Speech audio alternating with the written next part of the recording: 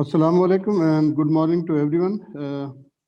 Me, Dr. Abdul Wahid, Director, University Institute of Management Sciences, Arid Agriculture University, Rawalpindi. And ladies and gentlemen, today we have a distinguished and very seasoned and renowned psychiatrist, Dr. Quratulain Zaidi. And she would be talking about the stresses or psychiatric problem and how we can manage that. And I'm having a very long list of achievements and expertise Dr. Zaidi is having. So I would just share a brief summary about her so that you could know a little bit about our today's speaker. Dr. Quratulain Zaidi, originally from UK. She did her BS honors, BSc honors, MS and MSc, counseling psychology, MSc clinical psychology, PhD molecular biology, and is a mother and qualified clinical psychologist who has lived in Hong Kong and Singapore for 14 years.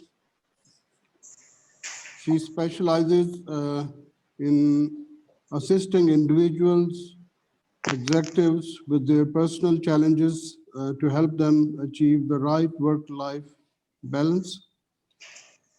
Areas including stress and anxiety, stress and anxiety disorders, depression, career issues, conflict resolution, productivity, motivation, effective time management,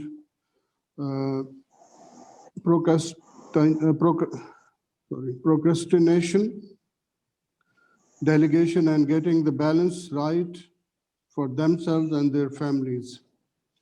She is an invited speaker to raise awareness on stress management for many corporates and banks for their clients and employees. She is a consultant for many international schools and helps devote her time to support single women in Hong Kong and Plan B. She is an expert in areas including parenting, teen issues, marriage guidance, and issues including postnatal depression, stress and anxiety disorders, depression, cyber safety, bullying, OCD, and self-harm. She uses scientifically proven techniques for cognitive behavior therapy, acceptance commitment therapy, solution-focused therapy, motivational interviewing, and Socratic techniques, emotionally focused therapy, and related therapy patients. Ethical framework for good practice in counseling and psychology. So now I would request Dr. Quratulain Zaidi to start her talk and to enlighten all the participants in this webinar. Dr. Quratulain Zaidi, please. Thank you very much for having me today. I feel humbled. Thank you for, inviting me. I hope that some of the things that I share with you today are going to be helpful, some practical strategies, as well as, I'm happy to take questions at the end. Is that right, Anam? Is that what we're doing? Yes, ma'am, sure. Yeah? Oh, perfectly fine, yes. Yeah. So just going to start out by, the old-fashioned way of sharing slides and just going over different kinds of stresses. And, being that we're in the middle of a pandemic as well, and how that has impacted a lot of us. So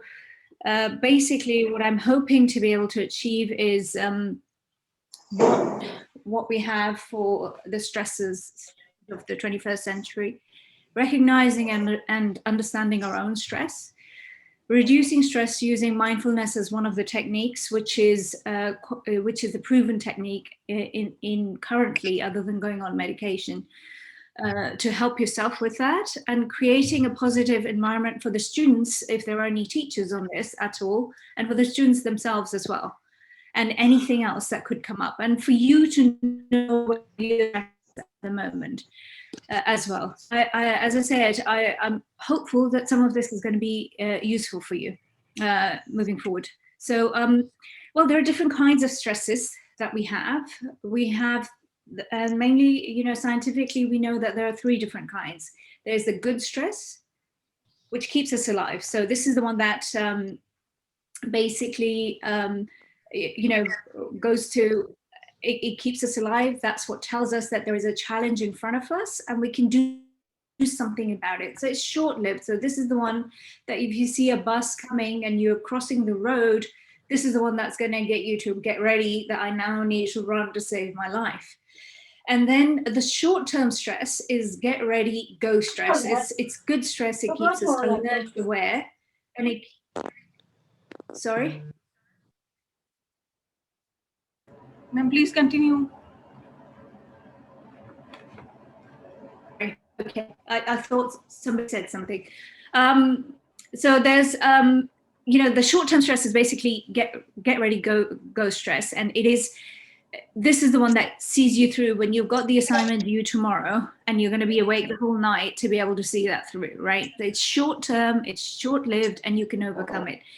Now, toxic stress is when we don't have control over a threatening situation.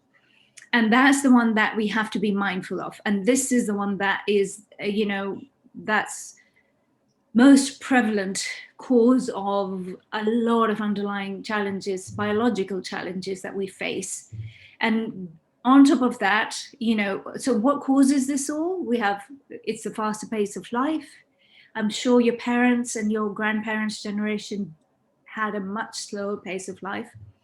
Work and finances, relationships, health, parenting, your studies, balance, which all of us find very difficult to do. And currently, well, not currently really, because now we're a year into it, the world, with the COVID and the uncertainty of it. So, what COVID has caused is prolonged uncertainty, which has caused heightened anxiety. Now, anxiety is this constant perceived fear of something's going to happen, something bad is going to happen. And your survival brain is constantly updating your world and making judgments about what's safe and what isn't. And we are basically hardwired to overestimate threats because that's what keeps us alive, and underestimate our ability to handle them, all in the name of survival. That's how we've survived throughout, humanity over the past 2,000 years or so. So when certainty is questioned, our stress response is in overdrive and instantly going into the fight reaction to take action to get you to safety. And waiting for certainty, which is what we've been waiting for, because COVID, we don't know when it's going to end. We have got vaccines, thank God, but again, that's not the solution. We still have a long way to go. So waiting for certainty in the world that we knew to be certain can feel like torture by a million cuts sometimes. And sometimes the way our brain is wired, it prefers to know the outcome one way or another rather than wait as to what's going to happen and what's going to happen. So scientifically proven studies show that you're calmer anticipating pain than anticipating uncertainty, because pain is certain. You're going to get pain, if you're going to get over it, and you move on. So scientists have found that job uncertainty, for example, takes a greater toll on your health rather than losing a job. And that participants who knew for sure they would receive a painful electric shock felt calmer and less agitated than those that were told that they had a 50% chance of getting an electric shock. So we like to know what's coming next. That's the way we're wired. the most common signs of what happens in the 21st century, and this is, you know, in the era of technology, where you have high stakes testing all the time. I think Pakistan education system is geared towards numbers, and, you know, that's how we measure, that's how we know how people, where people are, right? Then there is the pressure to achieve, and, you know, there is structured environment, and there is lack of downtime. And failure is, I don't think we're, you know, enough. That really means that it's a personal, instead of using it as an opportunity to learn, it is perceived as a, you know, as I'm never going to be good enough as well. So that's something that we need to be mindful of, because so much focus on numbers as a society is a challenge sometimes for our mental health. And again, in Hong Kong, kids are absolutely geared towards achieving and achieving more and more. But given that there is no outlet here at the moment, because we've been in the lockdown for quite a few months, it's hard. It's a hard time. So in what situations do we feel stressed? Basically, you know, most common signs, our body is very good at telling us what's going on, and there are kind of, we can put this into cognitive and the body, the physiological stress. That's what happens with us. So for yourself, sorry, I'm going the other way. Yeah. So, you know, what happens when your body is stressed, those, as I say, those are the three areas where your body kind of shows that you're stressed. So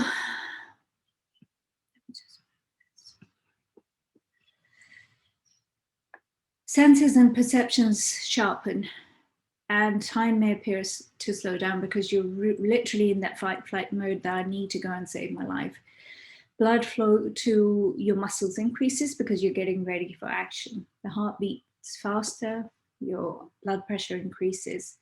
We breathe more because we need to oxygenate our blood to run to save our life. There are, you know, so we can run faster. This is a primitive system that has built up in our bodies to protect us. When we were living in caveman days, this is the fight-flight response that would save us from the saber-toothed tiger that would come and eat us. So you'd sense danger, you'd go, okay, now I need to run to save my life. So that's what the stress response is. That's how primitive it is. Does it serve us well in this world? Well, as I said earlier, the only time that it serves us well is when you're trying to cross a road and you see the bus coming and it's going to carry you through because it'll sense danger and you'll run to save your life. The hormones that are released, which make our blood thicker so that we will lose less of it if we get injured. And we start to sweat profusely as a cooling mechanism so that people can't grab onto us. And they would kind of, if an animal were to attack us, it wouldn't be able to grab onto us. Because blood is diverted from the gut to arms and legs. And the prefrontal cortex system here, which is the decision-making part of our brain, that shuts down as well. So when you are stressed, your ability to take in information and your ability to be able to articulate it back, communicate, is also diminished. It has a huge impact, I guess. And you can imagine that if you had to do this over a prolonged period of time, it really, really has an impact. So long-term effects of stress: headaches, feelings of despair, lack of energy, sadness, anger, irritability, increased or decreased eating, trouble concentrating.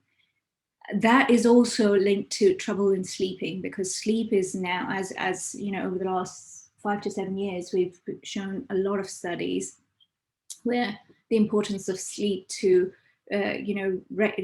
regulate and reset is very important.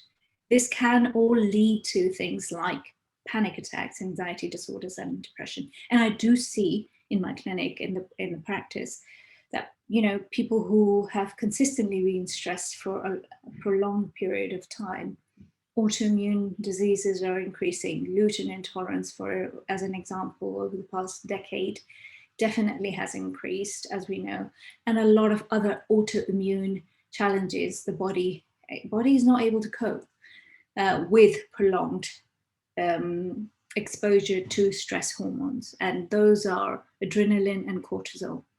So it's important to be able to keep that in check. Your skin is impacted, acne and other kind of problems, muscles and joints, the neck or the back pain.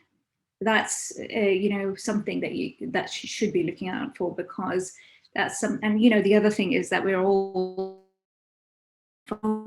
technology, and we're constantly you know, looking down as well. So that again has an impact on your well-being. Heart, well, you know, definitely lots of studies showing how stress is related to increased heart disease and blood pressure.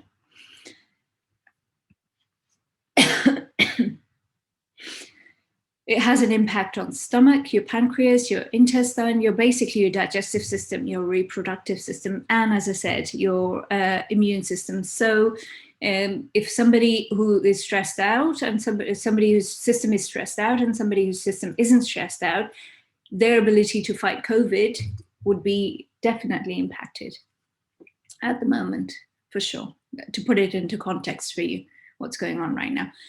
So do you recognize your own stress signal? Our body is very, very good at telling us when we are stressed. Some people, when I speak to them, it's either their heart rate goes up, or their mind shuts down, or, you know, your hands are sweaty, your palms are sweaty, something happens, and you really, really are able to understand what's going on for you. A lot of us don't pay enough attention to our own signals. And that is something that, you know, we need to be more cognizant of over the coming, you know, I hope that you will have awareness for yourself to manage this before it gets to chronic kind of stress for your generation. So what is your stress signal? You know, increased glucocorticoids, as I said. There are changes in your mind. We know with the brain scan studies that a prolonged period of stress can have an impact on, it changes the biochemistry of mind. And the practical impact of that, as I said previously, is that, you know, it leads to inadequate sleep, emotional stress, and has an impact on your aging through having an impact on your attention, your perception, your memory, your learning, and, you know, your reading abilities, for sure. So recognizing stress for you. As I said, each one of us, our bodies are made and built for us to recognize our own signals. We just don't pay enough attention to it. So if you feel irritable, impatient, not sleeping well, always in a hurry, forgetful, and your mind is always thinking about the future, it's time to stop and take a deep breath and just have a think. And, you know, it's just take a pause so that you can then deal with what's coming next for you. So here's a question for you, and please just answer these 6 questions for yourself, right? It's the past 2 weeks or so. Let's do this, and I'll give you about 3-4 minutes just to do this for yourself. This is a number that you kind of add up for yourself and figure out where your stress level is. So you've been upset because of something that has happened unexpectedly. 0 is never, 1 is almost never, 2 is sometimes, 3 is fairly often, and 4 is very often. So basically 0 is not at all, and 4 is all the time. So there are 6 questions, and I would like you to put a number for yourself for each of them, and then add it up for yourself. The second one is felt that you were unable to control the important things in your life. Number 3, felt nervous and stressed. And look, I'm not going to ask you to share these numbers with me at all. Such a group, I think it's important that you know what your number is for yourself. Number 4, found that you could not cope with all the things that you had to do. Being angered because of the things that were outside of your control.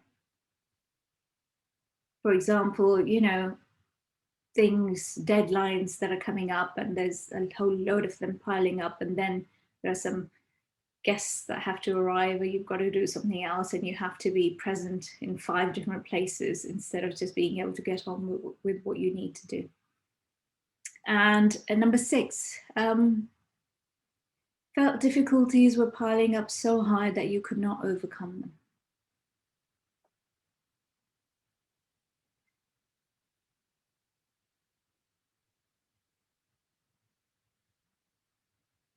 I'll give you a couple more minutes just to read through that. And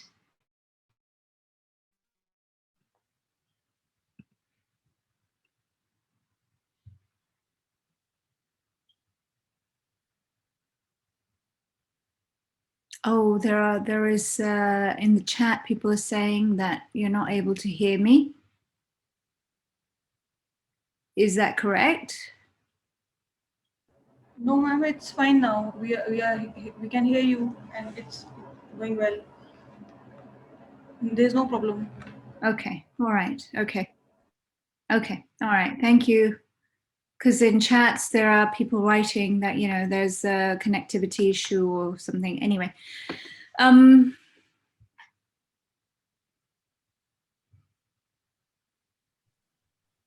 have you managed to do yours? Yes, ma'am. Have you got yourself a number? Yes. Okay, fantastic. All right. Well, listen, if 16, you should be actively taking steps to help yourself with the stress. And that's very important. Right, so what is it that we can do with, you know, with all of these challenges that this fantastic century holds for us? We can either react to what the stressful situations are around us, or we can learn to respond. And there is a difference between the two words. And I'm trying to think of equivalents of these in Urdu, and I can't come up with it yet. However, reaction is your instant knee-jerk reaction as to your go-to, you know, what you would automatically do. And a response is where you've thought about creating some about normal. This is, you know, your knee-jerk reaction to a situation. Managing your own stress is mainly, you know, in all of the years that I've been working, it's about managing your own expectations and finding your own right balance for yourself, because everybody else has a different expectation of what you should be, how you should be, what you should be doing. Everybody has an opinion. However, you've got to find the right way, what works for you, because you're the one who lives in your body, nobody else does. And you know when you're stressed out, nobody else does. So it's very, very important that you're able to kind of find that balance for yourself. And the earlier you learn to do it, the easier it becomes as the life becomes challenging over time as you get older. You've got to grow up and you've got to start adulting, you see. So that's a challenge in itself. One of the techniques that we know that has been used over the past 15 years or so, that is very effective, is known as mindfulness. Now, I'm not sure how many of you are aware of it, but it is a word that has been around at least for the past decade, for sure. It's not Buddhism, it's not yoga, or, you know, it's not the latest fashion trend or the fad. we have evidence. So John Kabat-Zinn is an American psychologist who brought it to the Western world about, I think, 15, 20 years ago now. And what he did was that he looked at the patients with chronic pain.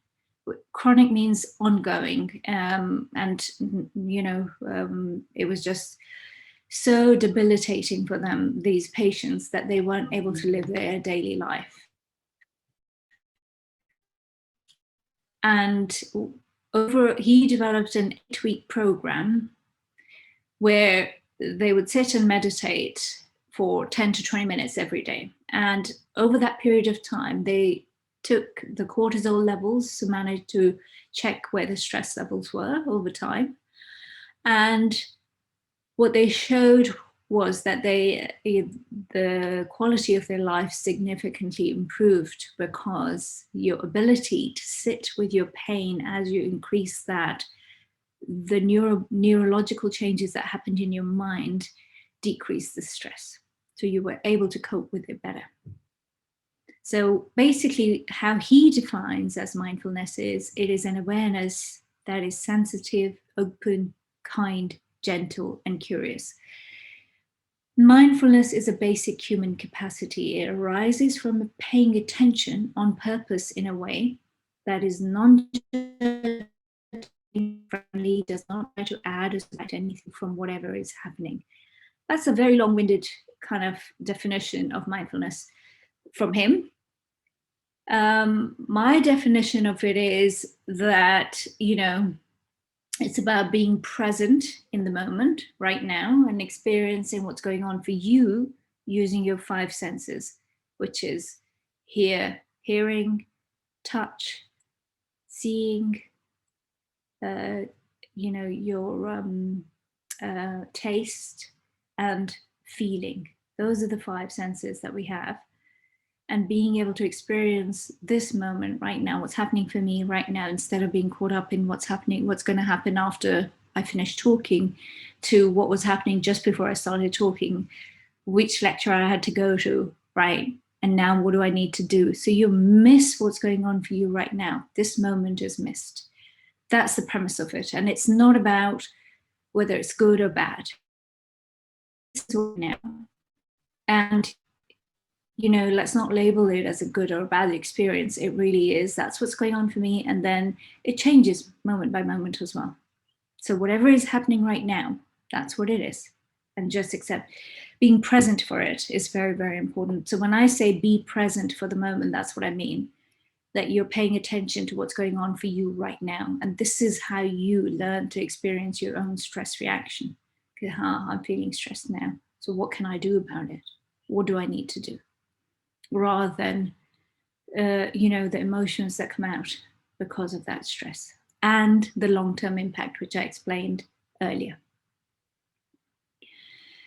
These are all the, you know, kind of things where mindfulness has been helpful. We have shown, we've got literature, scientific studies, empirically validated data to show us that, you know, things, this is where it is helpful. And I myself use it in practice with my patients for the management of anger, parenting, pain, sleeping, stress, attention, increasing focus and attention, general well-being, having an impact on improvement of relationships. So it really is something which is quite useful in the 21st century. You know, we are born mindful. The world around us teaches us not to be. So what do I mean by all of that? I mean, we live our daily life in autopilot, you know, automatically we do things. So for example, if we're driving a car, you get to from A to B and you were so caught up in the story in your mind that you've missed the journey. And you're like, oh, I've already got here, kind of thing, right? And you're, you know, sometimes walking yourself to school, or, you know, that's one place where you could, if you do walk to school, or if you, whatever your journey is by being more cognizant of what's going on around you and taking in, the experience of that, rather than being caught up on the screen. That's the other thing, which is quite detrimental to our well-being at the moment, because it is important to be able to preserve the sense of wonder. That's what keeps our ability to remain creative alive. When you're doing nothing, when you're able to give yourself some time, when you feel like you're bored, that's when most creative ideas happen. Again, scientifically proven. So do look them up. Right. When we are constantly living on autopilot, we've missed what's good, and and the other thing is that our minds are wired to, when something good happens, it's like it washes off like Teflon, those non-stick pans that we have. So it just kind of washes off like that. That's what good experience is like. And when something unhelpful, negative happens, it kind of sticks to our brain like Velcro.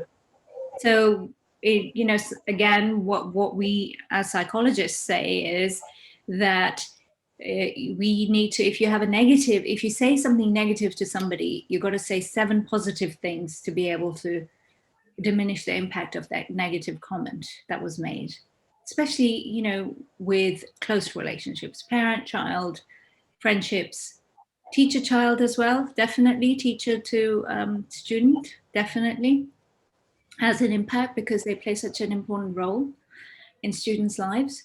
So being cognizant of that is very, very important. So how I say mindfulness, how I see it is as being present in the moment, here and now, and experiencing that particular moment without any judgment, without thinking it's good or bad.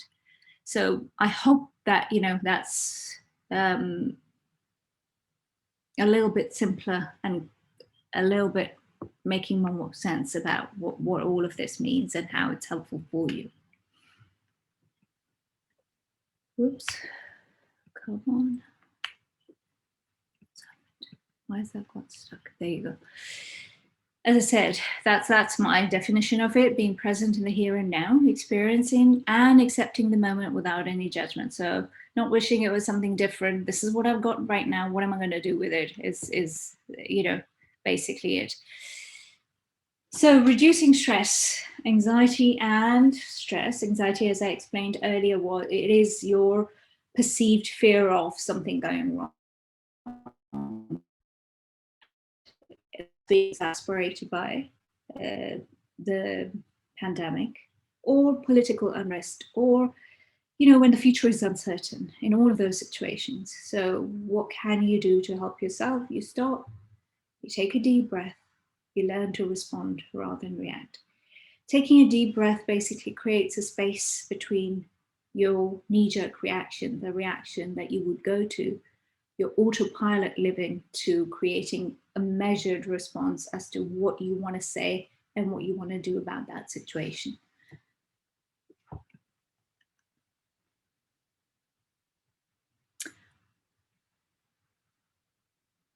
So when you're feeling sad, angry, or if you're stuck in the past, then that's sadness. And when you're constantly worried, then you're living in the future. And it's important that you bring yourself back to now. One of the ways in our culture and we are very lucky to have some basis of religious foundation in this as well, where, the concept of prayer, the 5 times of prayer, is very important because it tells you to stop, take a breath, and really be focused on what's going on for you in this moment and this time. So that's important to, know that, in our culture, in our religion, there is already an automatic kind of space where you take a step back and you step out of the world that you're in and you're focusing on something more. One thing that works really well for reducing stress is deep breathing. It's called deep breathing, and what that means is 7-11 means that you breathe in. When you breathe in through your nose, like you're blowing, like you're, putting there's at the bottom of your tummy. This is what I do in my practice. I teach people to do this, and put your hands on your tummy, and when you breathe in through your nose. And it's like you're blowing up a balloon at the bottom of your tummy through your nose. And when you breathe out like you're blowing a candle. So you go and breathe in and stop and breathe out. And when you breathe in, you count for 7. And when you breathe out, you count for 11. And that difference is important because what you're trying to do is you're trying to rebalance the carbon dioxide and oxygen balance in your lungs. And that's what that gives you. And if you do 10 to 15 of these breaths before you got to go into your test, before you've got to go and have a difficult conversation, before you have to step out into a situation that could be stressful, it really helps because it re-engages, which is a decision part of your brain, as I said, gets you out of that fight-flight mode, and it helps you make your decisions in a better mental space. And if you have any of those, watches or something which monitors your heart rate, I do this, actually. I do when I teach this in either first or second session. When people come in with stress or anxiety, I get them to monitor their heart rate or their pulse. And if it is 100 or 100, above 100, even it decreases. Lo and behold, you do 10 or 15 of these breaths, it does decrease between 70 and 80, whatever your resting heart rate is. So it is quite effective. It's something very small, but very effective. Life is full of surprises, bad stuff. To have the ability to be able to cope with it. So for teachers in this, it's important that students are taught organization techniques, note-taking and revision skills techniques, healthy habits, sleeping, eating, importance of it, screens and reducing time on screens, the importance of exercise, because that naturally decreases cortisol levels, and creating a balance between your studies, your friendships, support network, and your worry time even. The other benefit of exercise is that, again, studies have shown people who were depressed, some were put on mild antidepressant, and people who were doing just a gentle elevated heart rate walk for 40 minutes every day, it gives you this milligrams of Prozac, which is an antidepressant. So, just the benefits of these small things that are naturally, I think, cultivated in our culture for sure, where people go out for walks, where people do have a structure and routine around prayer times and all of that. It's quite important to continue with that. Now, how do we combat stress? Just as a summary of this for yourself, your reaction to the situation, recognize different coping strategies by acceptance and being kind, managing your information consumption around COVID and your digital presence, how much you're engaging with that media and the fear of missing out, having a support network, as I said earlier, it's very important. Structure and routine, God, that's our savior for sure, definitely. Knowing what time you're going to go to bed, what time you're going to wake up, or, what's happening. Because at the beginning of this talk is we like to know what's coming next. So predictability and structure gives us some semblance of normality in this really, really stressful world at the moment. Exercise and mindfulness. Mindfulness is one of the techniques that I've focused on today for stress reduction. Exercise, definitely. I mean, that's a given. Focusing on what's certain remember that this situation is temporary around COVID, and whichever situation you're in, looking back when you were a child, as you've grown up, nothing has remained static, it changes. So all of these situations are temporary and they change, and you've got to make the most of what you have.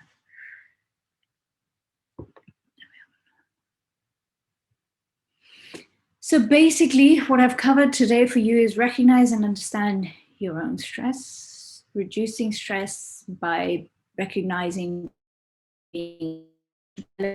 creating a response rather than having a reaction, your 7-11 breathing, training your mind to be present, what's going on for me right now, rather than caught up in the story as to what's coming next, and create a balanced lifestyle and model it for your students and for your friends and for your family.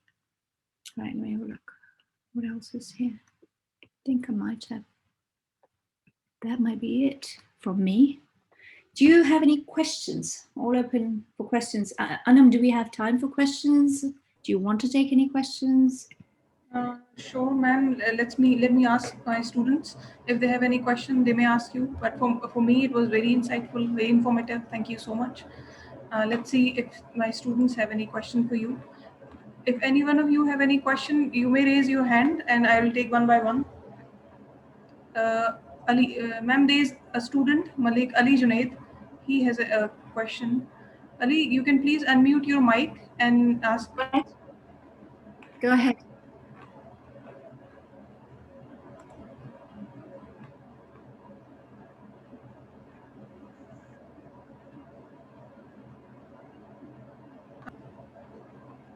Assalamu alaikum, madam. You want to? Yeah. Walaikum assalam.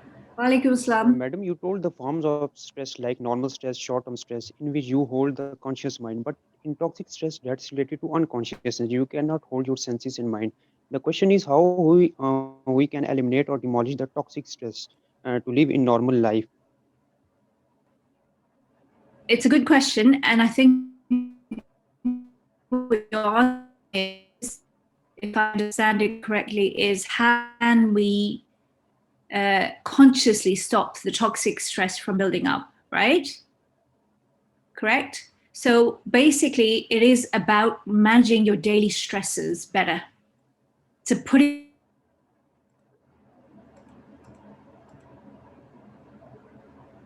in strategies as preemptive strategies, preempting it, and daily practicing small things to prevent the buildup of toxic stress. Because look, as I said, stress is helpful.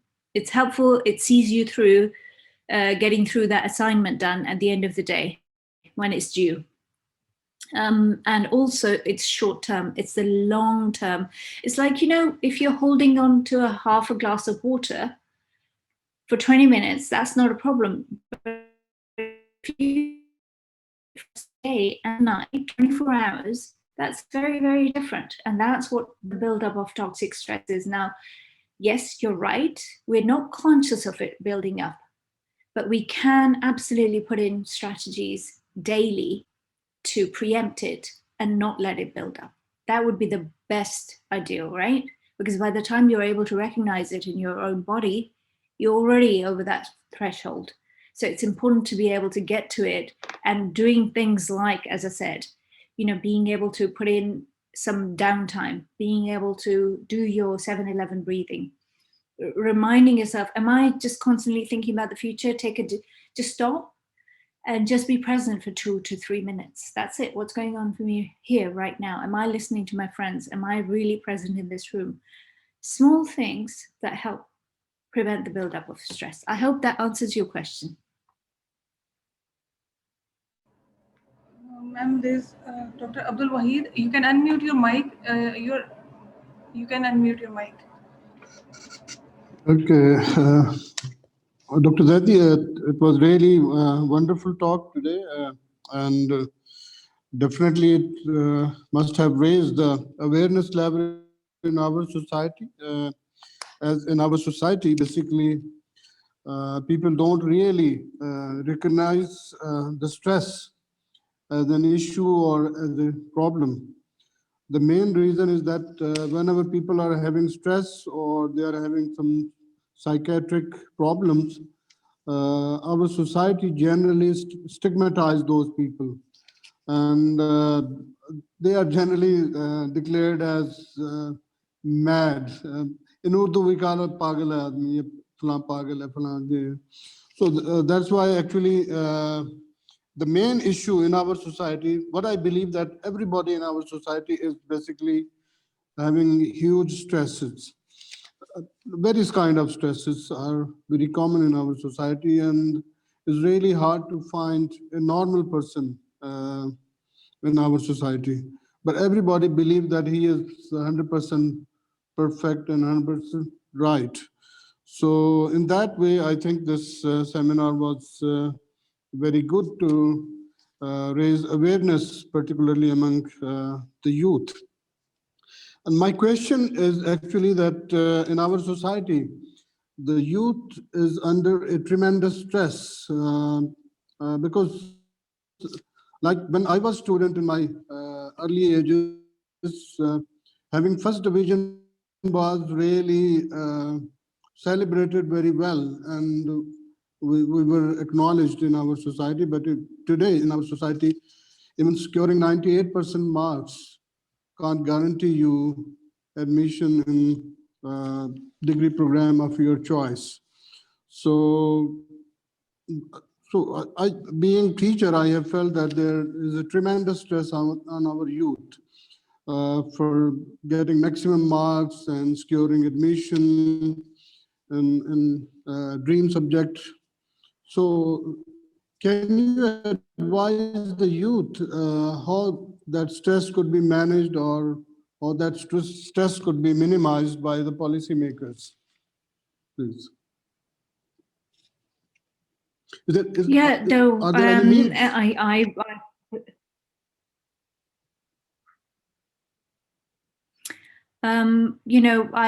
I do believe that that's a societal level and an admin level kind of discussion for people to have, because look, you're absolutely right. There is a stigma attached to admittance of mental health issues. Absolutely. Even here in Hong Kong, where I work, it is something of a taboo subject in many families. It's not just our subcontinent, heritage societies. It's also Chinese and many Eastern families, kind of, and to tell you the truth, many British families too. So yes, I would tend to agree with that. The other part that you've asked me for is, the pressure on students for gaining a certain percentage of marks. You see how I've grown up or where we are at, it's not just the mark, it's being the whole rounded student, right? What else have you done other than just study? And I think that is something that the society and the whole education system needs to look at, because the impact of this pressure on students, surely we know for them to, there has to be a dialogue that has to be engaged with the educators and the policymakers and the students, so that we are creating, we have wonderful population, young people who are so creative, yet are not able to get to a place where they could because of, these kind of pressures. So we've got to be able to find a place where we can support them in a way that they meet their full potential in the future, rather than just focusing on the numbers. So I feel it's a policy, it's 2 or 3 tiered kind of conversation that needs to happen between different communities, including educators, policymakers, as to what is it that we want the future of Pakistani younger generation to be? Where do we want them to be? How do we support them? Anam, is there any other question? Sir, I think we should conclude it now, as there is no hand raised. So I think we should conclude the session now. Okay. I think Dr. Quratulain has enlightened all of us, and it was really very good talk and very scientific one, actually, and has given us quite good insight and some basics of stress and how to manage it, and hopefully it will help the youngsters particularly and our faculty as well to take some insight from these points which Dr. Zaidi has pointed out, and will help the youth to overcome their stresses. And I hope that this kind of sessions will be managed in the near future as well, so that, because I believe that we need to work a lot on this front to create awareness among the society. So thank you very much on behalf of University Institute of Management Sciences and faculty and students to Dr. Quratulain, and we are obliged really for this talk. Thank you very much. If Dr. Quratulain want to say something at the end. No, I just want to say thank you for having me, and I hope that, you know, you've got at least one or two takeaways that you can use, you know, for your stress reduction, and or maybe understand it better. That's all. So I hope some of this will be. It's an opening channel. It's an opening of a channel of thinking around stress and taking charge of it. So hopefully, some of it will be helpful. So thank you for having me. Thank you. And, you know, I wish you all the best. Thanks. Take care.